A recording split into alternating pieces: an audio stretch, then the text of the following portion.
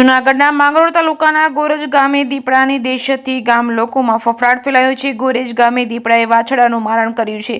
ગોરેજ ગામે છેલ્લા ઘણા સમયથી દીપડાના આટાફેરા જોવા મળ્યા હતા. અવારનવાર પશુઓના મારણ પણ કરાયા છે. તેને વધુ એકવાર આજે રાત્રિના સમયે દીપડાએ ગોરેજ ગામે સ્કૂલના મેદાનમાં એક વાછરડાનું મારણ કરતા આજુબાજુના વિસ્તારમાં વસવાટ કરતા લોકોમાં ડરનો માહોલ છવાયો છે. જ્યારે વાત કરીએ તો ગોરેજ ગામેથી દીપડો અગાઉના સમયમાં પકડાયેલો હોય, પરંતુ હાલમાં ફરીવાર ગોરેજ ગામે દીપડાની દહેશત ફેલાય છે. હાલ દીપડાના ડરથી ખેડૂતો પોતાની વાડીએ જવામાં ડર અનુભવી રહ્યા છે. દીપડાને તાત્કાલિક પકડવા લોક માંગ ઉઠવા પામી છે. જે કેસી ગુજરાતી સાથે પ્રતાપ સિસોદિયા, માળિયા હાટીના. આ ગોરેજ ગામમાં અમારે દીપડાનો ત્રાસ બહુ છે અને વારંવાર રજૂઆત કરી તે છતાં કોઈ અમને કંઈ જવાબ મળતો નથી.